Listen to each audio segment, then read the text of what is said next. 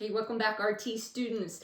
On our last episode, we broke down the obstructive disease process and talked about common things you can expect to see during the inspection portion of your patient assessment. Today, we're going to do the same thing for the restrictive disease process. This is going to be really quick because there's not often tons of commonality, okay? So here we go. Restrictive disease processes, we said those were the A's and P's, okay? So overall, if a person has a lot of things going on, a lot of things wrong with the alveoli, no matter what the reason, if the alveoli are compromised, gas exchange isn't going to happen readily.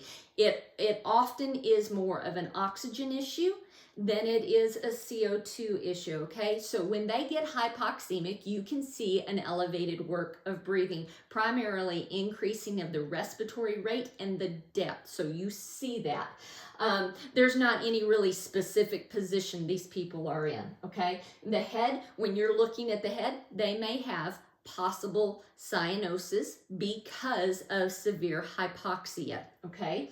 They don't purslet breathe, okay? The neck, they may have possible deviations, okay? You've talked about unilateral disorders can deviate the trachea, okay? So that trachea, if it's deviated, they do have some kind of restrictive disorder more than likely going on, and it's either a pneumothorax, a pleural effusion, or some advanced atelectasis or degree of consolidation, okay? So they may have possible deviation. When we look at the hands, there's nothing that's guaranteed. They may be cool, they may have an increased capillary fill, but nothing is always common with every restrictive disease, nor of the feet.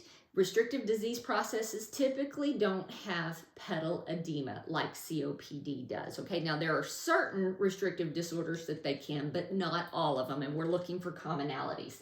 In the chest, when you're looking at watching the chest for expansion, oftentimes they will have unilateral expansion because remember, a lot of those A's and P's that we talked about are unilateral chest disorders. Okay, so this is everything that's common for restrictive disease process and inspection. Join me next week. We are going to break down palpation and percussion. So that's today's HQ Fast 5. Simple, clear, and done in 5. See you soon.